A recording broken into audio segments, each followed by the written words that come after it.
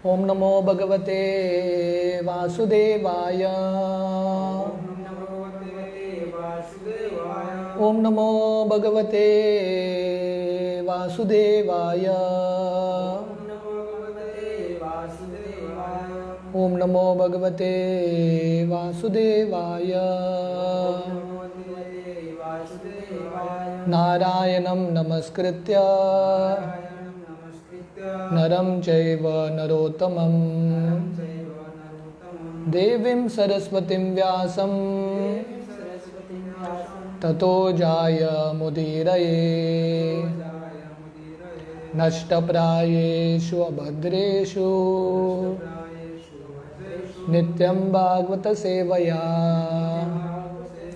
भगवती उत्तमश्लोके भक्तिर्भवति नैष्टिकी। कृष्णाय वासुदेवाय देवकी नंदनाय च नंदगोपकुमाराय गोविंदाय नमो नमः। नमो पंकजनाभाय नमो पंकजमालिने नमो पंकजनेत्राय नमस्ते पंकजांग्रये। हरे कृष्णा। नरसिंह चतुर्दशी महामहोत्सव की जय। नरसिंहदेव भगवान की जय। तो आज बहुत विशेष स्थिति है। आज नरसिंहदेव का आविर्भाव दिवस, नरसिंह चतुर्दशी। तो इस्कॉन डिवोटीज के लिए नरसिंहदेव का बहुत स्पेशल रोल है। छोटा सा बच्चा भी इस्कॉन में महामंत्र सीखने के बाद दूसरा आरती सीखता है, नरसिंह आरती। हर एक व्यक्ति को आता है नरसिंह आरती। हालांकि नरसिंहदेव का रूप बहुत उग्र और क्रूर है, पर भक्तों के लिए बहुत मधुर लगता है। जैसे मायापुर में हमारा उग्र नरसिंह का विग्रह है, दिखने में बहुत क्रूर है, उग्र है, बहुत गुस्से वाले हैं, फिर भी भक्त बहुत प्रेम करते हैं उनसे। तो जैसे वर्णन आता है कि सिंह, नरसिंह मतलब सिंह, जो लायन होता है, अपना जो शत्रु के लिए, उसके लिए बहुत क्रूरता से आक्रमण करता है, पर अपने बच्चे को वही सिंह बहुत प्रेम देता है। तो वैसा ही नरसिंहदेव असुरों के लिए बहुत उग्र है और क्रूर है, पर भक्तों के लिए रक्षण करते हैं। तो इसलिए प्रभुपाद ने इस्कॉन में नरसिंह आरती की स्थापना की। जब इस्कॉन के शुरुआत के दिनों में प्रभुपाद जैसे मॉर्निंग प्रोग्राम बिल्डअप करते गए, एक एक इंसिडेंट के साथ प्रभुपाद ने एक फीचर ऐड किया। जैसे प्रभुपाद मंगल आरती होने के बाद थोड़ा जप करते थे, मॉर्निंग वॉक के लिए जाते थे, उसके बाद आके दर्शन आरती होता था, दर्शन खुलता था, प्रभुपाद दर्शन लेते थे और गुरु पूजा और भागवतम क्लास। तो एक दिन प्रभुपाद मॉर्निंग वॉक से वापस आए, जब दर्शन खुला, यमुना माता जी का ये गीत बजा, गोविंदम आदि पुरुषम। किसी ने प्रभुपाद को पूछा नहीं, ऐसा ही ट्राई करके बजा दिया। प्रभुपाद को इतना अच्छा लगा, प्रभुपाद बोले अभी से ये रूल है, इस्कॉन में जब भी दर्शन आरती होगा यमुना माता जी का ये गीत बजेगा, गोविंदम आदि पुरुषम। So it just happened spontaneously. तो वैसे ही शुरुआत के दिनों में इस्कॉन में, न्यू वृंदावन में कुछ प्रॉब्लम्स हो रहा था, प्रभुपाद का सेहत का भी कुछ इश्यूज था, इसलिए प्रभुपाद ने भक्तों को ये नरसिंह आरती सिखाया और बोला कि ये नरसिंह आरती का जप कीजिए। तो नरसिंहदेव भक्तों के लिए बहुत प्रिय है। एक बार हमारे बॉम्बे के भक्ति वेदांत हॉस्पिटल है, तो वहाँ पे एक कमरे में जहाँ पे मरीज रहते हैं, नरसिंहदेव का फोटो था। तो हमारे भक्ति वेदांत हॉस्पिटल में भक्त भी आते हैं और जो अभक्त हैं वो भी आते हैं। तो एक जो नरसिंहदेव को जानता नहीं था वैदिक संस्कृति को, ऐसा एक व्यक्ति आया, प्रवेश किया हॉस्पिटल में और वो रूम में रहने लगा। तो उसने डॉक्टर को पूछा, ये कौन है, ये क्या हो रहा है? तो डॉक्टर ने बोला, ये पहला सर्जरी है कि नहीं, और वो भी बिना एनेस्थीसिया का। नरसिंहदेव ने सर्जरी कर दिया विदाउट एनेस्थीसिया। तो वो पेशेंट ने पूछा, सर्जरी का रिजल्ट क्या है? तो डॉक्टर बोले, डिवोटी है वहाँ पे सब डॉक्टर्स, वो बोले patient died, operation successful, patient liberated. Operation successful हो गया, पेशेंट मरा नहीं, मुक्त हो गया। तो ये नरसिंहदेव की अद्भुत लीला है। आके प्रहलाद को आनंद देते हैं और हिरण्यकशिपु को मारते हैं, पर ये मारने में भी उनका उद्धार करते हैं हिरण्यकशिपु का। इसलिए भगवान जो है हर एक व्यक्ति के लिए कल्याण ही सोचते हैं, इज ऑल गुड। जैसा है 10 अलग अलग पेशेंट एक ही डॉक्टर के पास जाएंगे, डॉक्टर शायद 10 पेशेंट को अलग अलग मेडिसिन देगा, पर रिजल्ट एक ही आएगा कि हर एक मेडिसिन से वो पेशेंट अच्छा होगा। किसी को कड़वा मेडिसिन मिलेगा, किसी को मीठा मेडिसिन मिलेगा, पर अल्टीमेट लक्ष्य क्या है, वो पेशेंट अपने बीमारी से मुक्त होगा। तो वैसे ही बाहरी दृष्टिकोण से लगता है कि नरसिंहदेव सिर्फ प्रहलाद पे कृपा दिखा रहे हैं। नहीं, नरसिंहदेव प्रहलाद पे भी कृपा दिखाते हैं, हिरण्यकशिपु पे भी कृपा दिखा रहे हैं, तो दोनों पे कृपा दिखा रहे हैं। इसलिए ये पूरा लीला शुरू होती है प्रहलाद महाराज नरसिंहदेव का लीला भागवतम में। युधिष्ठिर महाराज नारद मुनि को पूछते हैं, भगवान तो समान दृष्टि से सबको देखना चाहिए, समोहम सर्वभूतेषु, पर ऐसा कैसा है कि भगवान भक्तों के लिए खास फैसिलिटी बनाते हैं और अभक्तों को दंड देते हैं। तब नारद मुनि ये पूरा कहानी प्रहलाद महाराज हिरण्यकशिपु का समझा के बताते हैं कि भगवान इम्पार्शली है, हर एक व्यक्ति का उद्धार करते हैं, पर भगवान का तरीका अलग अलग होता है। जैसे मैं बता रहा था, वही डॉक्टर अलग अलग पेशेंट को अलग अलग मेडिसिन देता है कि नहीं, पर रिजल्ट एक ही है, डॉक्टर का एक ही उद्देश्य है, मुझे ये पेशेंट को ठीक करना है। तो वैसे ही भगवान प्रहलाद को भी कृपा दिखा रहे हैं और हिरण्यकशिपु को भी कृपा दिखा रहे हैं। तो भागवतम में 10 अलग अलग विषय आते हैं, 10 टॉपिक्स ऑफ भागवतम। तो इसका वर्णन आता है, अत्र सर्गो विसर्गश्च स्थानम पोषणम ऊतय मन्वंतरा एषण कथा निरोध मुक्तिर आश्रय दशमस्य विशुद्धि अर्थम नवानाम यह लक्षणम वर्णयन्ति महात्माना सुरेनार्तेन चांदसा। तो वर्णन आता है, कुछ भी पुराण में 10 विषय होने चाहिए, तो वैसे ही भागवत पुराण में 10 टॉपिक्स है। सर्ग का मतलब है प्राइमरी क्रिएशन, कैसे महाविष्णु से अलग अलग पदार्थ आते हैं। विसर्ग सेकेंडरी क्रिएशन, जो ब्रह्मा जी करते हैं, जो हम सेकेंड कैंटो में भी पढ़ रहे हैं, विसर्ग। उसके बाद स्थानम मतलब right situation for living entities, अलग अलग पोजीशन, अलग अलग लोग, अलग अलग जीवों के लिए। उसके बाद पोषणम मतलब मेंटेनेंस, भगवान कैसे अलग अलग जीवों का पालन पोषण करते हैं। मनवंतरा, अलग अलग मनु में या मनु के जो पुत्र हैं उनका राज्य कैसा चलता है। तो आप भागवतम में देखेंगे ध्रुव महाराज की कहानी आती है, प्रियव्रत की कहानी आती है, ये सब मनु के पुत्रों के पुत्र हैं। So the dynasty of Manu, उसका भी वर्णन है भागवतम में।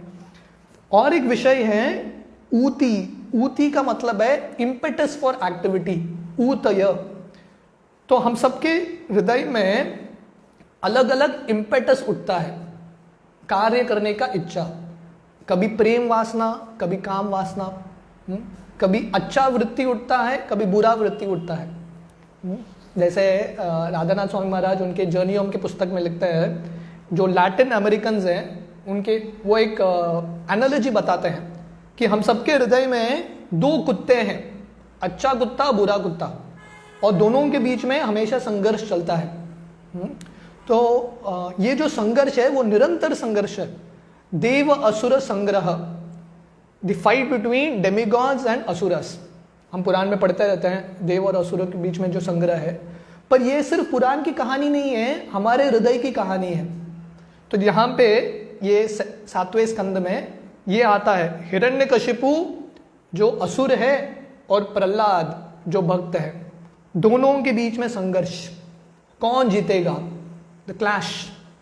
इसमें शक्तिशाली विक्टोरियस होके कौन आएगा। तो ये कहानी हम सबकी कहानी भी है, क्योंकि हमारे हृदय में हिरण्यकशिपु का भी वृत्ति है भोग करने का। हिरण्यकशिपु का मतलब क्या है, हिरण्य का मतलब है सोना, गोल्ड, और कशिपु का मतलब है सॉफ्ट बेड। तो ये दुनिया में व्यक्ति ये 2 ही चीज चाहता है, सुंदर अच्छा बिस्तर भोग करने के लिए और पैसा। तो हिरण्यकशिपु का यह वृत्ति है।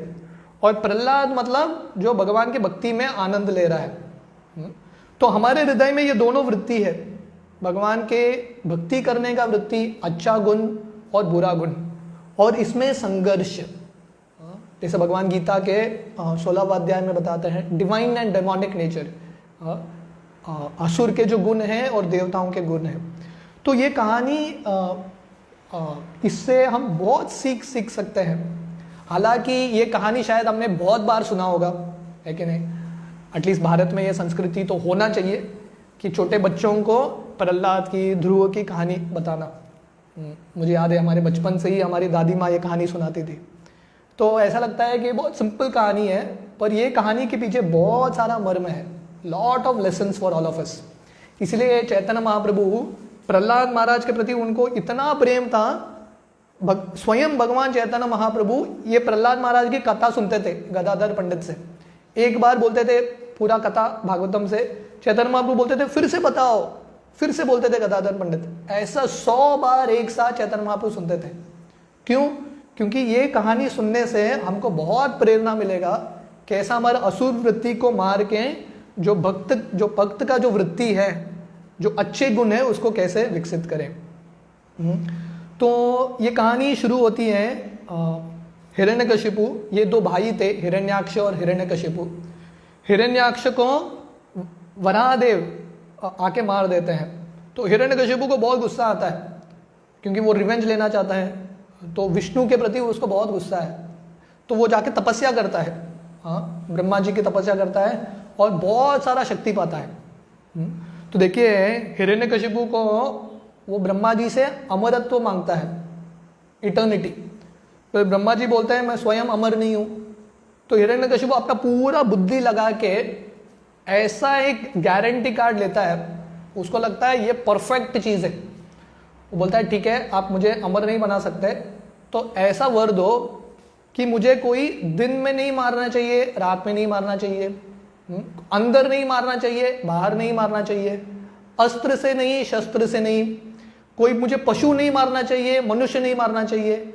इतना सारा कंडीशन रखता है और ब्रह्मा जी तथास्तु बोल के निकल जाते हैं। और हिरण्यकशिपु को लगता है मैं बहुत इंटेलिजेंट हूं, है कि नहीं? तो इसलिए इंग्लिश में सेइंग है मैन प्रोपोजेस गॉड डिस्पोजेस। व्यक्ति को लगेगा मैं बहुत बुद्धिमान हूं, पर भगवान ऐसा प्लान करते हैं हमारा पूरा प्लान ही उड़ जाता है कि नहीं? अब ये कोविड पीरियड में कितने लोगों ने क्या क्या प्रपोज किया था, भगवान ने ऐसा एक खेल खेला, एवरीथिंग इज डिस्पोज्ड। तो हिरण्यकशिपु को बहुत लग रहा था मैं बहुत बुद्धिमान हूं, मैंने ऐसा वर प्राप्त किया है, और उसको घमंड आ गया। क्योंकि जब ऐश्वर्य शक्ति आता है उसके साथ घमंड आता है। Pride comes before the fall. जब कुछ चीज रहता है हमारे पास, शक्ति रहता है या धन रहता है या बुद्धि रहता है, हमको बहुत सारा घमंड आता है। इसलिए कुंती महारानी उनके प्रार्थना में भगवान को बोलती है कि जन्म ऐश्वर्य श्रुत श्रीबीर एदमान अदपुमान। वो बोलती है हे भगवान, ये जो 4 चीज है भक्ति में बाधा है, हमेशा नहीं, पर अगर हम इसको सही तरह से उपयोग नहीं करेंगे तो ये भक्ति में बाधा बनेगा। पहला है जन्म, ऊंचे कुल में जन्म लेना भक्ति में बाधा हो सकता है। हमको लगेगा मैं ब्राह्मण हूँ, वो कौन है, शूद्र है, तो बाधा आएगा। जन्म ऐश्वर्य, ऐश्वर्य का मतलब है लॉर्ड ऑफ वेल्थ, किसी के पास बहुत धन है तो घमंड आता है। श्रुत, बहुत सारा नॉलेज, राइट? तो ये सब चीज़ों से बहुत घमंड आता है और दूसरों के प्रति अपराध करते हैं। तो ये पूरे शास्त्रों में वही सीख है। आप हिरण्यकशिपु की कहानी पढ़ेंगे या कंस की कहानी पढ़ेंगे या रावण की कहानी पढ़ेंगे या दुर्योधन का चरित्र देखेंगे, कॉमन चीज़ है, सबको घमंड आता है और दूसरों को कष्ट देने लगते हैं। जब कुछ चीज़ रहता है हमारे पास और हम दूसरों को नीचे दृष्टिकोण से देखते हैं तो दूसरों को कष्ट देते हैं, और वो कष्ट से वापस उसका रिएक्शन आके हमको ही मार देता है। जैसे रावण का मतलब है जो दूसरों को रुलाता था। इतने सारे लोगों को उसने, इतने सारे स्त्रियों का बलात्कार किया, इतने सारा शोषण किया उसने, वही रिजल्ट उसके पास आया। वैसे ही हिरण्यकशिपु इतना घमंड आया, वो सब जगह जाके लोगों को मारने लगा, ब्राह्मणों को मारने लगा। जितने भी लोग विष्णु की उपासना कर रहे थे, यज्ञ कर रहे थे, गायों की रक्षा कर रहे थे, सबको मारने लगा हिरण्यकशिपु। क्योंकि उसको लग रहा था मेरे से भी श्रेष्ठ कोई नहीं है, मुझे ऐसा वर, ऐसा गारंटी कार्ड मिला है, मुझे कोई कुछ कर नहीं सकता, है कि नहीं। जैसे अभी कोविड का वैक्सीन चल रहा है, तो बहुत सारे लोगों को लगता है एक वैक्सीन ले लो, परमानेंट सोल्यूशन। ये दुनिया में कुछ भी परमानेंट सोल्यूशन नहीं होता। वो हिरण्यकशिपु का स्टोरी है, सीख है। इतना बड़ा गारंटी कार्ड लेके घूम रहा था, पर सही गारंटी भगवान ही दे सकते हैं। तो इसलिए लाइफ इंश्योरेंस पॉलिसी नहीं है। पैसा कब मिलता है? व्यक्ति के मरने के बाद मिलता है। तो लाइफ को इंश्योर नहीं करता, डेथ श्योर इंश्योर्ड है, उसके बाद पैसा मिलेगा, है कि नहीं। तो इसलिए सही हमारा इंश्योरेंस है भगवान की भक्ति। तो हिरण्यकशिपु को इतना घमंड आता है, लोगों भक्तों को बहुत परेशान करता है। तो कभी कभी हमको एक गलत धारणा होती है कि भक्ति में आने के बाद जिंदगी बहुत अच्छा रहेगा, बिना प्रॉब्लम का लाइफ रहेगा, है कि नहीं। ये गलत धारणा रहती है। यहाँ पे देखिए, हिरण्यकशिपु इतना अत्याचार करता है भक्तों को। प्रहलाद महाराज को कितना अत्याचार करता है हिरण्यकशिपु। तो ये गलत धारणा है कि भक्ति में आने के बाद समस्या पूरा सॉल्व होगा, मेरे जिंदगी में कुछ भी समस्या नहीं आएगा, कुछ भी कष्ट नहीं आएगा। इसका गारंटी कहीं पे गीता में नहीं है, भागवतों में नहीं है। गीता में भगवान क्या बोलते हैं? मात्र स्पर्शास्तु कौन्तेय शीतोष्ण सुख दुःखद आगमापाइनो अनित्यस्ताम तितिक्षुष भारत। वो अर्जुन को नहीं बोलते हैं आप मेरे भक्त बन गए ना, अभी आपको कुछ प्रॉब्लम नहीं आएगा, रथ के पीछे बैठ के सो जाओ, मैं संभाल लूंगा। कृष्ण अर्जुन को ये नहीं बोलते। कृष्ण अर्जुन को बोलते हैं दुख आएगा, मेरा भक्त बन गया तो दुख आएगा, ऐसा कुछ नहीं। गीता सुनने के बाद अर्जुन का पुत्र, 16 साल का पुत्र अभिमन्यु मर गया, तो दुख तो आएगा, ये दुनिया का रूल है। वो रूल भगवान भक्तों के लिए भी चेंज नहीं करते। इसलिए भगवान बोल रहे हैं टॉलरेट करो, टॉलरेट, सहन करो, और हर एक जो अड़चन है भगवान के भक्ति में और अग्रसर होने का अवसर देखो। तो ये भक्त का दृष्टिकोण है। जैसे जब कृष्ण वृंदावन में थे, रोज एक असुर आता था वृंदावन में, रोज। वृंदावन शांत था कृष्ण आने से पहले, कृष्ण आने के बाद वृंदावन में शांति नहीं था, रोज एक असुर आके तंग करता था। तो हम सब वृंदावन जाना चाहते हैं, वृंदावन, पर वृंदावन का जिंदगी शांति का जिंदगी नहीं है, सेवा का जिंदगी है, भगवान के प्रति सेवा करना। तो इस्कॉन में शांति मिलेगा कि नहीं गारंटी नहीं है, सेवा तो बहुत मिलेगा, है कि नहीं। तो हमको चूज करना है हम किस लिए भगवान के पास आ रहे हैं। We are coming for service, हम सेवा के लिए आ रहे हैं। इसलिए आप ब्रजवासियों का जिंदगी देखेंगे, वसुदेव और देवकी का जिंदगी देखेंगे। कृष्ण को जन्म देने के लिए कितना कष्ट सहा उन्होंने, है कि नहीं। प्रहलाद महाराज का जिंदगी देखो कितना कष्ट, पांडवों का जिंदगी देखो कितना कष्ट। तो इसलिए भक्तों के जिंदगी में शायद कष्ट आएगा, पर भक्त उससे ये कष्ट को भगवान की भक्ति में अग्रसर होने का अवसर लेते हैं।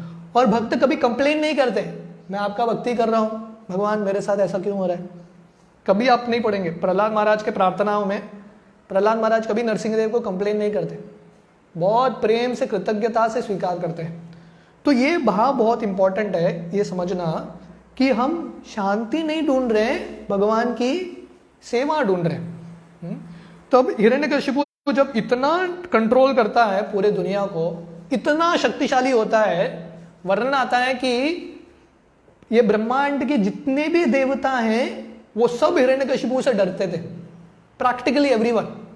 वो अपना आंख ऊपर करता था तो सन, जो सूर्य देव है, अपना टेम्परेचर एडजस्ट करता था। वो बादल को देखता था, बादल बराबर बरसात होता था। मतलब उसको रिमोट कंट्रोल के लिए भी जरूरत नहीं है, अपना इच्छा के अनुसार जो देवता है उनको कंट्रोल करता था, सबको कंट्रोल करके रखा था हिरण्यकशिपु ने। फिर भी भागवत में बहुत एक सुंदर श्लोक आता है, इतना था उसके पास फिर भी संतुष्ट नहीं था, खुश नहीं था, नॉट हैप्पी। पूरे दुनिया, पूरे ब्रह्मांड का राजा था, but he was not happy. पर प्रहलाद महाराज, उसका ही पुत्र, उसके पास कुछ नहीं था, छोटा बच्चा है, राज्य तो पिता का है, प्रहलाद महाराज के पास कुछ भी नहीं है, but still he is satisfied and happy. तो ये बहुत इंपॉर्टेंट लेसन है कि हमारे अंदर का जो मन और इंद्रियां है, हमारा जो अंदर का दुनिया कंट्रोल किए बिना बाहर के दुनिया में राज्य करके मतलब नहीं है। Without inner control outer control is useless. Without private victory public victory is useless. Public में हम सक्सेसफुल हैं, पर प्रश्न है हमारे अंदर के मन और इंद्रियों को हम दमन कर पाते हैं क्या? That is the question. इसलिए सन्यासियों का नाम होता है गोस्वामी या महाराज। आप बोलेंगे अरे इनको महाराज क्यों बोलते हैं? इनके पास क्या है क्या? कंगाल है। पर ये महाराज हैं क्योंकि उन्होंने अपने इंद्रियों को दमन किया है। इसलिए बड़े बड़े राजा आके जो महाराज हैं, सन्यासियों का पैर गिरते हैं। क्योंकि दुनिया को कंट्रोल करना बड़ी चीज नहीं है, थोड़ा बड़ा हो सकता है but it's not that big. पर हमारे अंदर के जिंदगी को कंट्रोल करना बहुत इंपॉर्टेंट है। और one more very interesting point, देखिए हिरण्यकशिपु इतना उसकी जिंदगी में सब कुछ फर्स्ट क्लास चल रहा था, पर एक ही प्रॉब्लम था, स्वयं का बेटा है कि नहीं? तो ये भौतिक दुनिया का रूल है कि हर एक के जिंदगी में एक कोई तो होगा जो पूरे जो भौतिक दुनिया का जो आनंद है, रस है, उसको फीका कर दे। और बहुत बार वो व्यक्ति हमारा करीब का ही व्यक्ति होता है कि नहीं? Someone close to us. ये बाहर का कोई देवता था तो हिरण्यकशिपु जाके उसको मार सकता था, कुछ कर सकता था। स्वयं के घर में बैठा है प्रहलाद, तो भगवान का भी अरेंजमेंट देखो। हिरण्यकशिपु को तंग करने के लिए उसके घर में, उसके राज्य में जो सब असुर हैं, उसमें सबसे बड़े भक्त को भेज दिया, प्रहलाद। और जब से प्रहलाद महाराज आते हैं हिरण्यकशिपु की जिंदगी में, हिरण्यकशिपु का जो खुशी है, सपना है, सब टूट जाता है। जैसे हमारे जब चलते हैं हम जमीन पे, जंगल में या कहीं, पैर में एक कांटा घुस जाता है कि नहीं? कांटा घुस जाता है। कांटा कितना छोटा होता है? बहुत छोटा होता है कांटा, पर हमारा पूरा फोकस कहाँ जाता है? वो पॉइंट पे ही जाता है। शरीर में इतने सारे पॉइंट्स है, सब जगह तो कांटा नहीं घुसा, एक ही जगह पे कांटा घुसा है, पर बाकी का जो शरीर है, जो अच्छा है, उसको हम भूल जाते हैं, फोकस पूरा उसमें ही जाता है। तो वैसे ही ये दुनिया का रूल है, हमारे पास 99 अच्छा चीज रहेगा, पर एक बुरा चीज रहेगा, उस पे ही पूरा फोकस जाता है, उस पे ही पूरा जाता है, बाकी पे कोई फोकस ही नहीं करता। हिरण्यकशिपु के पास भोग करने के लिए कितना सारा सामग्री था, एवरीथिंग ही हैड, फिर भी उसका फोकस था प्रहलाद क्यों नहीं सुन रहा मेरा, प्रहलाद क्यों नहीं सुन रहा मेरा। अरे ठीक है, प्रहलाद नहीं सुन रहा है, 1000 लोग तो सुन रहे हैं, उसे संतुष्ट हो जाओ। जैसे रावण की यही कहानी है, उसके पास हजारों स्त्रियां थी भोग करने के लिए, फिर भी उसके मन में था सीता चाहिए, सीता चाहिए। अरे जो है उससे तो संतुष्ट रहो, जो है उससे संतुष्ट नहीं है, और जो नहीं है वो चाहिए। तो भगवान, जैसे एक बलून होता है ना, बहुत बार लोग ये गेम खेलते हैं, ये मैनेजमेंट का गेम है। क्या करते हैं, 10 लोग रहते हैं, 10 लोगों को एक बलून देते हैं, गुब्बारा, और बोलते हैं फुलाओ, और दूसरा हाथ में एक टूथपिक देते हैं, और लोगों को बोलते हैं जाके दूसरों का बलून उड़ाओ। तो ये दुनिया में ऐसा है, जिसका अहंकार बड़ा है गुब्बारे की तरह, हर एक के लिए एक पिन है, भगवान ने हर एक के लिए एक पिन भेजा है जो हमको नम्र करके रखेगा। तो इसलिए प्रहलाद महाराज हालांकि हिरण्यकशिपु के शत्रु नहीं थे, पर हिरण्यकशिपु मानता था प्रहलाद शत्रु है, क्योंकि प्रहलाद निरंतर भगवान विष्णु की भक्ति करता था। और प्रहलाद, और एक महत्वपूर्ण पॉइंट है कि प्रहलाद की भक्ति शुरू कहाँ होती है? जब हिरण्यकशिपु वन जाता है तपस्या करने के लिए, उस समय हिरण्यकशिपु की पत्नी कयादु गर्भवती थी। तो देवता आके कयादु को लेके जाते हैं, क्योंकि देवता सोचने लगते हैं कि हिरण्यकशिपु इतना डेंजरस निकला, उसका पुत्र भी आएगा, हम कंट्रोल नहीं कर पाएंगे, इसलिए पुत्र जन्म होते ही हम उसको मार देंगे। तो कयादु को लेके जाते हैं स्वर्गलोक। तो बीच रास्ते में नारद मुनि मिलते हैं और नारद मुनि बोलते हैं नहीं, ये जो बच्चा है आपको कष्ट नहीं देगा, बल्कि आपकी मदद करेगा, आपका भगवान का भक्त है, मैं कयादु को अपने आश्रम लेके जाऊंगा। तो नारद मुनि हिरण्यकशिपु की पत्नी को अपने आश्रम लेके जाते हैं और निरंतर भागवतम सुनाते रहते हैं। और कयादु को इतना इंटरेस्ट नहीं था, पर प्रहलाद को बहुत इंटरेस्ट था माँ के गर्भ में ही। तो देखिए भक्ति का इतना शक्ति है कि माँ के गर्भ में ही कोई भक्ति शुरू कर सकता है। तो प्रहलाद महाराज का भक्ति माँ के गर्भ में ही शुरू हुआ, इसलिए जब आए माँ के गर्भ से ऑलरेडी कृष्ण भावनामृत, फुल्ली कृष्णा कॉन्शियस, ट्रेन होके आगे। तो हिरण्यकशिपु बहुत प्रयास करता है प्रहलाद को कन्वर्ट करने के लिए, भक्त से अभक्त बनाने के लिए, पर प्रहलाद का इतना विश्वास था, इतना विश्वास था भगवान की भक्ति में, उसने कभी माना नहीं। इमेजिन करो हम प्रहलाद की अवस्था में होते थे, उतना सारा कष्ट, हिरण्यकशिपु ने क्या क्या नहीं किया। प्रहलाद को अग्नि में प्रवेश कराया, हाथी के नीचे डालने का प्रयास किया, सांपों के बीच में डालने का प्रयास किया, बहुत कुछ प्रयास किया, समुद्र में फेंकने का प्रयास किया, पर प्रहलाद ने भगवान की भक्ति कभी नहीं छोड़ी। तो प्रहलाद का जो श्रद्धा है वो माननीय है। इसलिए इतने सालों बाद, ये कहानी कब होती है, सतयुग में होती है, मतलब करोड़ों अरबों साल हो गए, हम गिनती में नहीं कर सकते कितने साल हो गए, पर अभी भी प्रहलाद महाराज का यश है। क्योंकि जैसे एक सोना होता है, सोने को कब परखा जाता है, जब उसको आग में डालोगे ना, तब वो और ज्यादा चमकता है, right, it shines more brightly, क्योंकि उसका अनर्थ इम्प्योरिटी निकलता है। तो वैसे ही भगवान अपने भक्तों को बहुत बार कष्टों में डालते हैं। तो लोगों को लगता है कि भगवान भक्तों को कष्ट में क्यों डाल रहे हैं, क्योंकि जब भक्त कष्ट में डाल जाते हैं अग्नि की तरह, वो और चमकने लगते हैं, उनका जो प्रकाश है और बढ़ता है। तो क्योंकि प्रहलाद महाराज को इतना कष्ट था, अभी हम डिस्कस कर रहे हैं, है कि नहीं।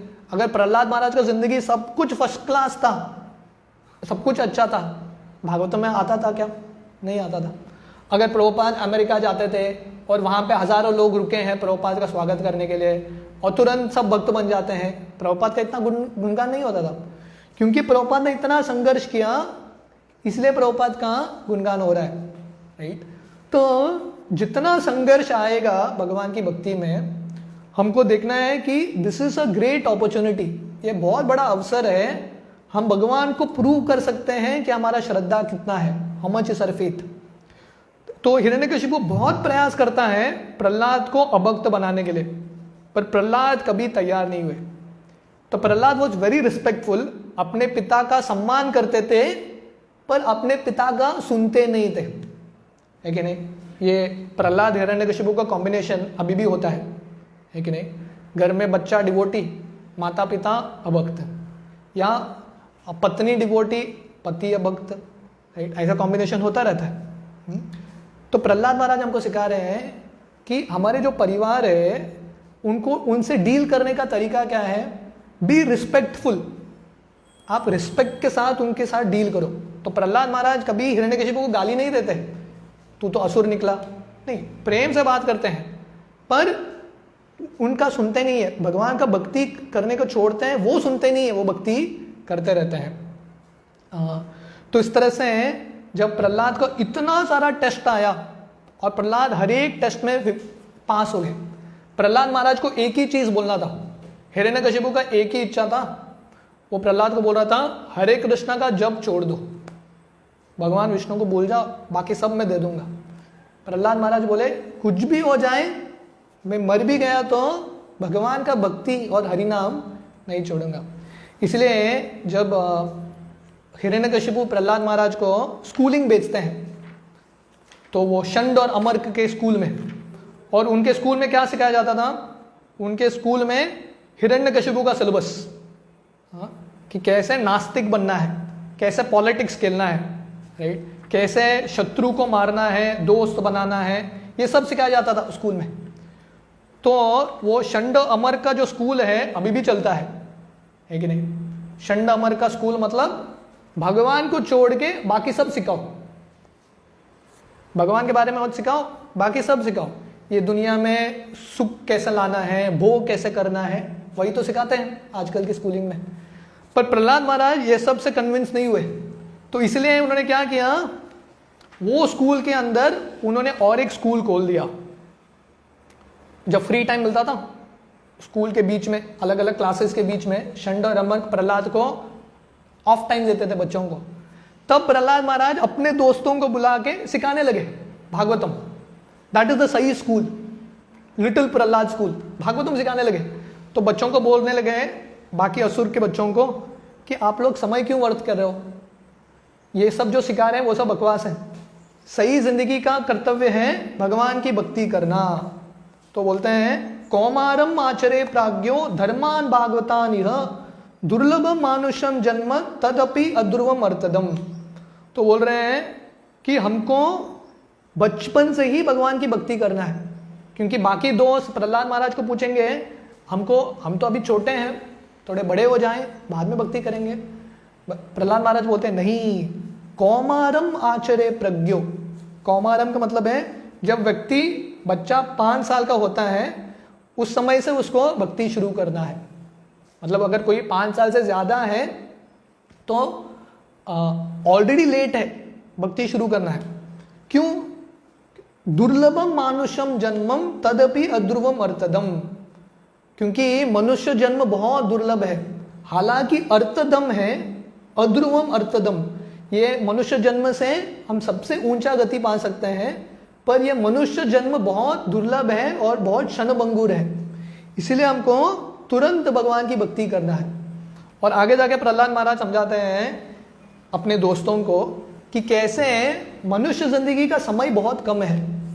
तो बोलते हैं कि अगर वो एक पूरा स्टैटिस्टिक्स देते हैं, बोलते हैं अगर किसी का जन्म, किसी का आयु 100 साल है, कलयुग में वो भी बहुत मुश्किल है, पर if someone is going to live 100 years, उसमें से 10 साल बचपन में निकल जाते हैं, है कि नहीं? The first 10 years of childhood, खेलने में, दुनिया समझने में 10 साल निकल गए। उसके बाद 10 साल बॉयहुड, यूथ में खेलते हुए, कॉलेज जाते हुए, 10 years गोस।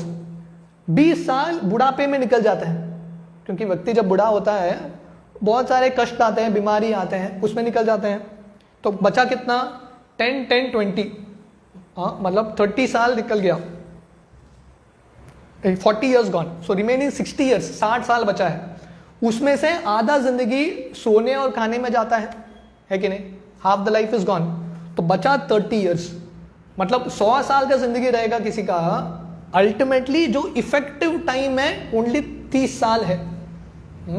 तो बोलते प्रहलाद महाराज बोल रहे हैं उसमें भी भगवान की भक्ति नहीं करेगा तो फिर से मनुष्य जन्म जाएगा और फिर से पुनरपि जननम पुनरपि मरणम पुनरपि जनरे जठरे शयनम, फिर से और एक माँ के गर्भ में आना पड़ेगा। और कौन सी माँ? मनुष्य की माँ गारंटी नहीं है, पशु भी हो सकता है। इसलिए प्रहलाद महाराज बोलते हैं हमको भगवान की भक्ति जल्दी से करना है। तो जो प्रहलाद महाराज के दोस्त हैं वो बहुत इंप्रेस होते हैं, हम भी वही स्कूल से पढ़ रहे हैं, प्रहलाद भी वही स्कूल से पढ़ रहा है, पर ये कहाँ से सीख के आए ये सब? क्योंकि नारद मुनि का संग मिला था गर्भ में, प्रहलाद को ऑलरेडी शिक्षण हो चुका था, ऑलरेडी एजुकेटेड। तो इसलिए जब शिक्षण होता है, षंड और अमर के लेके जाते हैं प्रहलाद को, जैसे माता पिता के पास जाके स्कूल प्रेजेंट करता है, देखो आपके बच्चों को हमने ये सिखाया है, तो लेके जाते हैं बहुत गर्व के साथ। हिरण्यकशिपु के मार्गदर्शन में हमने इसको ट्रेन किया। हिरण्यकशिपु प्रेम से उसको, प्रहलाद को अपने गोद में लेता है और प्रहलाद महाराज को पूछता है बताओ, अपना उनका सर सूंघते हुए बहुत प्रेम से पूछता है आपने जो स्कूल में पढ़ा उसका जो सबसे बेस्ट सब्जेक्ट है वो बताओ, the best subject that you learned in school. तो प्रहलाद महाराज बोल सकते थे पॉलिटिक्स, मैथ्स, ज्योग्राफी, चुड़ गए। तो प्रहलाद महाराज बोलते हैं यही सही अपॉर्चुनिटी है प्रीचिंग करने के लिए। बोलते हैं सबसे बेस्ट सब्जेक्ट सुनना है आपको, मैं बोलता हूँ। श्रवणम कीर्तनम विष्णु स्मरणम पाद सेवनम अर्चनम वंदनम दास्यम सख्यम आत्मनिवेदनम इति पुंसार्पिता विष्णु भक्तिश्चेन्नवलक्षणा क्रियेत भगवती अद्दा तन्मन्ये अदित उत्तमम। वो बोलते हैं तन्मन्ये अदित उत्तमम। सबसे बेस्ट सब्जेक्ट मैंने स्टडी किया है स्कूल में भगवान की भक्ति, भक्तिश्चेन नवलक्षणा, ये नवविधा भक्ति। श्रवणम कीर्तनम स्मरणम पाद सेवनम अर्चनम वंदनम दास्यम सख्यम आत्मनिवेदनम। ये किसको बोल रहे हैं? हिरण्यकशिपु को। हाँ, इति पुंसार पिता विष्णु, विष्णु का भक्ति, ये बेस्ट सब्जेक्ट है। इससे बढ़िया और कुछ सब्जेक्ट है ही नहीं। इसलिए प्रभुपाद का एक पुस्तक है the top most yoga system, राज विद्या राजगुह्यम पवित्रम इद उत्तमम। भगवान गीता के 9वें अध्याय में बताते हैं राज विद्या राजगुह्यम, टॉप मोस्ट एजुकेशन वो क्या है? भगवान की भक्ति। अगर ये नहीं है, बाकी सब कुछ है, तो जिंदगी में फायदा नहीं होगा। क्योंकि जिंदगी का लक्ष्य क्या है? ये मृत्यु के परे जाना। और मृत्यु में सफल कौन हो सकता है? जो अंत समय में नारायण को याद करे। हाँ, अंत काले च मामेव स्मरण मुक्त्वा कलेवरम। भगवान बोलते हैं मुझे याद करना।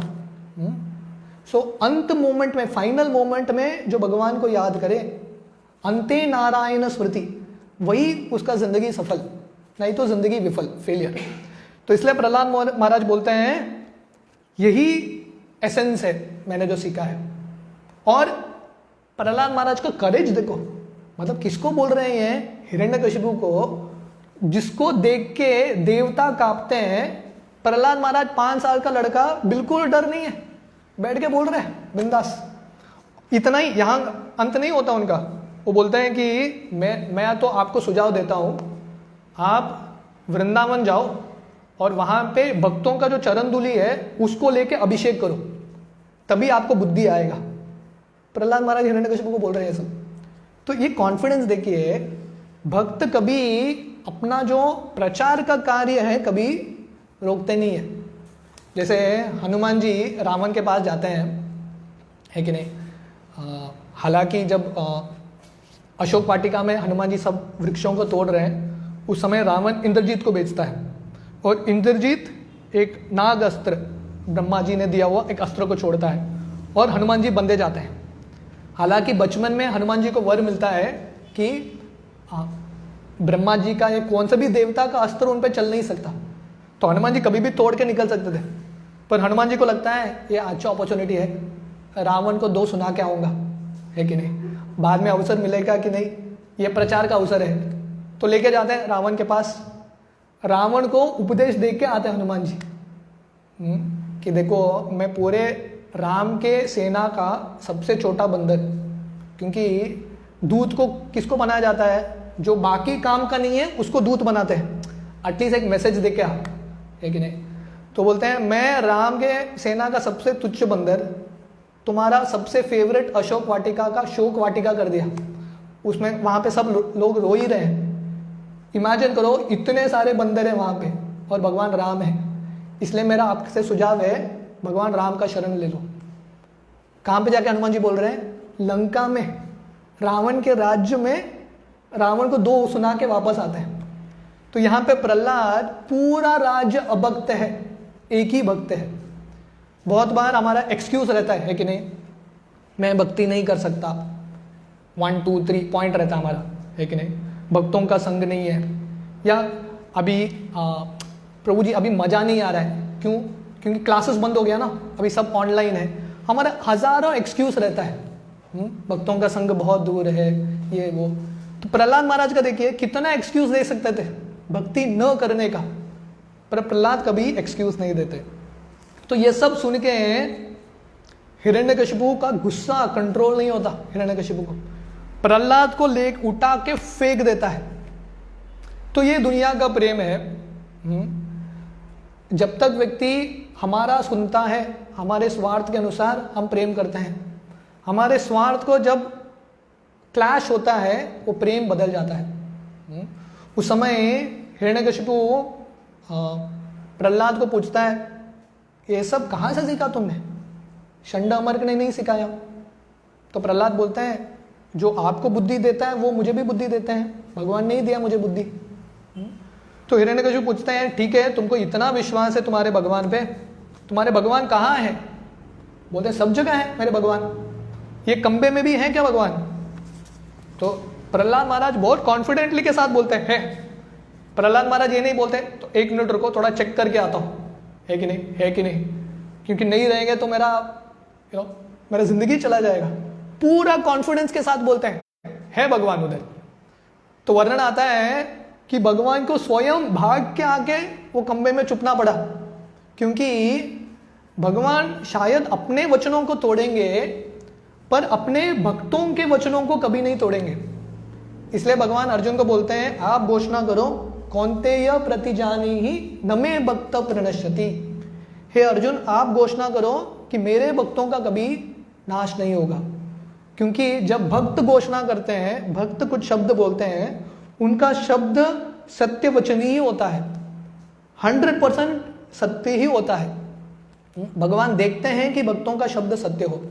तो क्योंकि प्रहलाद महाराज ने भी बोला है ये कंबे में है भगवान, तो नरसिंहदेव आके वो कंबे में आ जाते हैं और हिरण्यकशिपु अपना तलवार लेके, अपना गदा लेके उसको तोड़ता है और इतना बड़ा विस्फोट, इतना बड़ा आवाज आता है, हिरण्यकशिपु स्वयं डर जाता है। कितना आवाज उसे सुना ही नहीं। और हिरण्यकशिपु सोच रहा है ये कंबे को मैंने ही बनाया है, कंबे बनते हुए आर्किटेक्ट को मैंने ही सुपरवाइज किया है, माल सब मैंने ही दिया है, ये नरसिंहदेव कहाँ से आ गए, है कि नहीं। तो हिरण्यकशिपु कंफ्यूज हो गया और इतना विराट रूप है नरसिंहदेव का, वर्णन आता है आधा मनुष्य आधा सिंह, उनके आंख पूरे लाल रेड इन कलर, उनके जो दांत हैं बहुत क्रूर डेडली टीथ, उनके जो जीवा है टंग रेजर शार्प, जैसे एक तलवार होता है वैसा बाहर अंदर आता रहता है। उनके जो कान है बहुत बड़े, उनके जो नासिका है ऐसा लग रहा था कि पहाड़ के गुफे की तरह है, बड़े बड़े गुफे की तरह। और नरसिंहदेव इतने विशाल थे, इतना विशाल थे कि बादल को भी लांग के चले गए, सो पावरफुल। और हिरण्यकशिपु उनके सामने इतना छोटा, और दोनों के बीच में झगड़ा होता है। हिरण्यकशिपु डर तो गया है पर झगड़ा कर रहा है। और कभी कभी प्रतीत होता था कि हिरण्यकशिपु जीत रहा है, नरसिंहदेव हार रहे हैं। वैसे वर्णन आता है कभी कभी बिल्ली चूहे के साथ खेलता है और पकड़ता है चूहे को, छोड़ देता है, चूहे को लगता है छुट गया, मैं शक्तिशाली हो गया, बट फाइनल क्योंकि वो खेल रहा है उसमें मजा है, फाइनली जाके चूहे को मार देता है। तो वैसे ही नरसिंहदेव खेलते हैं हिरण्यकशिपु के साथ और फाइनली हिरण्यकशिपु को अपना गोद में लिए डोर पे, क्योंकि हिरण्यकशिपु ने अलग अलग वर मांगा था, बाहर नहीं अंदर नहीं, तो दरवाजे पे बैठ गए, बाहर भी नहीं अंदर भी नहीं। शाम के समय डस्क, दिन भी नहीं शाम भी नहीं, अस्त्र भी नहीं शस्त्र भी नहीं, नाखून यूज किया। और भगवान स्वयं मनुष्य भी नहीं पशु भी नहीं, आधा मनुष्य आधा पशु। हिरण्यकशिपु ने जब देखा ये कॉम्बिनेशन उसको समझ में आ गया, मैं बुद्धिमान समझ रहा था अपने आप को पर भगवान मेरे से ज़्यादा बुद्धिमान है, इसलिए कभी घमंड नहीं करना है। मोहम्मद अली जो बहुत फेमस बॉक्सर था, तो वो उसको इतना घमंड था जब उसका शक्ति था, वो जब गेम में जाता था ना, बॉक्सिंग गेम में, एक मुक्के में दूसरे को हरा देता था, वन शॉट फिनिश, इतना घमंड था। तो मोहम्मद अली बोलता था अली द ग्रेटेस्ट, मेरे से ज़्यादा श्रेष्ठ कोई नहीं। तो आगे जाके मोहम्मद अली को पार्किंसन डिजीज आ गया, राइट, उसका हाथ वगैरह कांपने लगा, नर्वस सिस्टम में प्रॉब्लम।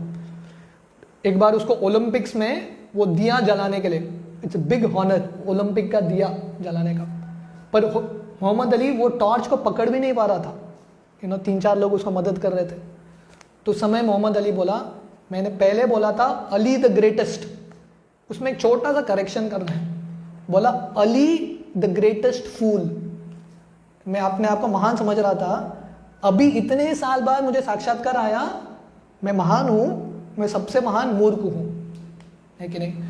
तो हिरण्यकशिपु का फाइनल सर्जरी हो गया, हिरण्यकशिपु का सब घमंड निकल गया और भगवान हिरण्यकशिपु को फाड़ के उसका जो अतड़ियाँ हैं उनके माले की तरह पहनता है और बैठ जाता है वहाँ पे। इतना क्रूर उग्र रूप है भगवान का। और प्रहलाद महाराज वहाँ पे खड़े हैं। इमेजिन करो, स्वयं को पिता को मारने वाले व्यक्ति उधर ही है। प्रहलाद महाराज के आंखों के सामने उनके पिता का मृत्यु हो गया। पर प्रहलाद महाराज को विश्वास है कि हालांकि बाहर दृष्टिकोण से मुझे दिख रहा है कि नरसिंहदेव बहुत क्रूर हैं, मेरे पिता को मार रहे हैं, पर भगवान का ये भी प्रेम का रूप है हिरण्यकशिपु की ओर, मेरे पिता की ओर। तो समय सब देवता ब्रह्मा जी सब आके सोच रहे हैं अभी नरसिंहदेव हिरण्यकशिपु को मार दिया, पर उनका जो उग्र है, गुस्सा है, शांति नहीं हो रहा है, तो कौन जाके उनको शांत कराएगा। तो फाइनली ब्रह्मा जी प्रहलाद को बोलते हैं आपके वजह से ही भगवान आए हैं, आप जाके उनको थोड़ा शांत कराओ। तो प्रहलाद महाराज जाते हैं और नरसिंहदेव को बहुत सुंदर प्रार्थना अर्पण करते हैं। भागवतम में वर्णन आता है द प्रेयर्स ऑफ प्रहलाद महाराज, इतनी सुंदर प्रार्थना है। तो प्रहलाद महाराज की नम्रता है, वो नरसिंहदेव को बोलते हैं, हालांकि उनके लिए भगवान का अवतार हुआ, पर प्रहलाद महाराज बोलते हैं कि मैं सबसे तुच्छ व्यक्ति हूँ, क्योंकि मुझे असुर कुल में मेरा जन्म हुआ है, मैं आपकी प्रार्थना कैसे करूँ, मैं योग्य नहीं हूँ। तो उस समय नरसिंहदेव प्रहलाद महाराज को वर मांगते हैं, आप कुछ तो मांगो। तो प्रहलाद महाराज बोलते हैं क्योंकि मैं असुर कुल में जन्म हुआ हूँ, ऑलरेडी काम वासना बहुत है हमारे अंदर, हालांकि शुद्ध भक्त हैं, पर वो बोल रहे हैं कुल के वजह से काम वासना है, इसलिए आप और प्रलोभन देंगे तो और मेरा वासना बढ़ेगा। इसलिए मेरा एक ही इच्छा है, मैं निरंतर आपकी और आपके भक्तों की सेवा करता रहूं। इनफैक्ट प्रहलाद महाराज नरसिंहदेव को बोलते हैं मेरा एक इच्छा है, मैं नारद मुनि का निरंतर सेवा करते रहूं। भगवान सामने आए हैं इधर, पर प्रहलाद महाराज क्या वर मांग रहे हैं, मुझे आपका नहीं नारद मुनि का सेवा करना है, क्योंकि ये पूरा स्टोरी शुरू होता है नारद मुनि से। अगर नारद मुनि प्रहलाद को प्रचार नहीं करते थे तो ये अवतार होता ही नहीं था नरसिंहदेव का। इसलिए प्रहलाद महाराज बहुत कृतज्ञ हैं नारद मुनि की ओर और बोलते हैं मैं निरंतर नारद मुनि का सेवा करना चाहता हूँ। तो ये भक्तों के बीच में संबंध है। भक्त हमेशा दूसरे जो भक्त उसको मदद करते हैं उनके प्रति हमेशा कृतज्ञ है, ऑलवेज ग्रेटफुल। जैसे भागवतम में ध्रुव महाराज की कहानी आती है। जब ध्रुव महाराज उनका शरीर छोड़ने का समय है, वैकुंठ की विमान आती है ध्रुव को लेने के लिए। उस समय ध्रुव वैकुंठ चढ़ रहे हैं, विमान में चढ़ रहे हैं वैकुंठ के विमान में। उसके पहले वो जो विष्णु दूत है उनको पूछते हैं, मेरे चढ़ने से पहले मुझे एक प्रश्न है, मेरी माँ कहाँ है, क्योंकि मैं तो अभी जा रहा हूँ वैकुंठ, पर मैं भक्ति में आया मेरे माँ के वजह से, सुनीति की वजह से, वो कहाँ है। उस समय विष्णुदूत दिखाते हैं, देखो वहाँ एक वैकुंठ विमान जा रहा है, तुम्हारी माँ चली गई, आपके पहले वो वैकुंठ धाम पहुँच गई। तो कहने का मतलब है ध्रुव को उसकी माँ ने मदद किया। जब चढ़ रहे हैं वैकुंठ विमान, ध्रुव अपने माँ के मदद को भूलते नहीं है। वैसे ही यहाँ पे नरसिंहदेव सामने हैं, पर प्रहलाद महाराज अपने गुरु को भूलते नहीं है। तो शिष्य और गुरु का संबंध इटर्नल संबंध है। और ये पूरा कहानी कौन बता रहा है, जैसे मैं बता रहा था शुरुआत में, ये कहानी प्रहलाद महाराज का नारद मुनि युधिष्ठिर महाराज को बताते हैं। मतलब नारद मुनि कौन है, प्रहलाद के गुरु, अपने शिष्य का ही गुणगान कर रहे हैं। सो प्रहलाद, नारद मुनि के प्रति प्रेम है प्रहलाद को, और नारद मुनि को प्रहलाद के प्रति प्रेम है। This is the reciprocal relation. और प्रहलाद ये भी प्रार्थना करते हैं कि हे भगवान, मेरा और एक इच्छा है कि मैं ये दुनिया में ही रहना चाहता हूँ, मुझे वैकुंठ जाने का इच्छा नहीं है, क्योंकि मुझे बाकी लोग जो आपके भक्त नहीं हैं उनको प्रचार करना है। So this is the compassion of Prahlad Maharaj, कि वो दूसरों को प्रचार करने के लिए तैयार है। इसलिए प्रभुपाद लिखते हैं, भक्तों का इच्छा वृंदावन जाना नहीं, पर वृंदावन छोड़ के सिटी में आके प्रचार करना। जैसे शिला Prabhupada 65-70 years old, Prabhupada already Vrindavan में थे इतने उम्र में, पर प्रभुपाद ने वृंदावन छोड़ के वेस्टर्न कंट्री गए, माया के नगरी में गए। क्यों? प्रहलाद महाराज का ये भाव कि मुझे दूसरों को प्रचार करना है, राइट। अभी लास्ट ईयर हमारे परम पूज्य भक्ति चारू महाराज उन्होंने शरीर त्यागा। तो भक्तिचारू महाराज का भी यही भाव था। वो जब कोरोना का एपिसोड चल रहा था, भक्तिचारू महाराज यहाँ से अमेरिका चले गए। सब भक्त महाराज को पूछने लगे, आप अमेरिका क्यों जा रहे हो, इतना कोविड है वहाँ पे, फैल रहा है। तो महाराज बोले, यह हमारा धर्म है, हमारा धर्म है प्रचार करना, उसके लिए हम रिस्क लेने के लिए तैयार हैं, we are ready to take risk. So ये हमारा प्रहलाद महाराज का परंपरा है, वासुदेव दत्त का परंपरा है, प्रभुपाद का परंपरा है कि दूसरों के प्रति कल्याण दिखाना, बीइंग कंपैशनेट। इसलिए चैतन्य महाप्रभु को ये 3 प्रमुख सिद्धांत हैं। नाम में रुचि, वैष्णव सेवा, जीव दोया। नाम में रुचि पाओ, वैष्णवों की सेवा करो और दूसरों को जीवे दोया, दूसरों को कृष्ण दान करो। तो प्रहलाद महाराज बहुत सुंदर उदाहरण है इसके। नाम में रुचि, इतना मग्न रहते थे हरिनाम में, हरिनाम करते थे। आजू बाजू कौन सा एनवायरनमेंट था, सांप के बीच में है, हाथी के बीच में है, अब्जॉर्ब्ड इन हरिनाम, नाम में रुचि। वैष्णव सेवा, उनको देखिए ये प्रार्थना में नारद मुनि के प्रति उनको इतना सेवा का भावना था, वैष्णव सेवा। और जीव दया, हिरण्यकशिपु को प्रचार कर रहे हैं, अपने दोस्तों को प्रचार कर रहे हैं, सबसे मुश्किल सिचुएशन में भी प्रचार छोड़ते नहीं है। This is the example of Prahlad Maharaj. And finally Prahlad Maharaj Hiranyakashipu Narasimhadev से प्रार्थना करते हैं कि अगर आपका इच्छा है तो मैं चाहता हूँ मेरे पिता का भी उद्धार कर दो आप। हालांकि बहुत पाप किया उन्होंने, पर फिर भी मेरा प्रेम है उनके प्रति, मैं उनका पुत्र हूँ, तो पुत्र के नाते मेरा भी कर्तव्य है, तो इसलिए मैं प्रार्थना करता हूँ कि आप उनका उद्धार कीजिए। उस समय नरसिंहदेव बोलते हैं, आपके पिता का क्या 21 पीढ़ी आपका उद्धार हो गया, क्योंकि आप एक भक्त बन गए, शुद्ध भक्त, ये पूरे परिवार में 21 पीढ़ी का उद्धार हो गया, 21 जनरेशंस लिबरेटेड। तो जैसे आज नरसिंहदेव का अपीयरेंस डे है, आज हिरण्यकशिपु का डिसअपीयरेंस डे भी है। हिरण्यकशिपु शरीर छोड़ के निकलता है, हालांकि असुर था, फिर भी भगवान भक्तों की कृपा से, प्रहलाद महाराज की कृपा से उसको भगवान की कृपा मिलती है कि नहीं। सो ये पूरे कहानी का एक बहुत महत्वपूर्ण सीख है, वो है the power of association of devotee, भक्तों के संग का शक्ति। प्रहलाद महाराज भक्त बनते हैं नारद मुनि के संग के वजह से, और हिरण्यकशिपु का उद्धार होता है प्रहलाद महाराज के संग के वजह से, एसोसिएशन ऑफ डिवोटीज।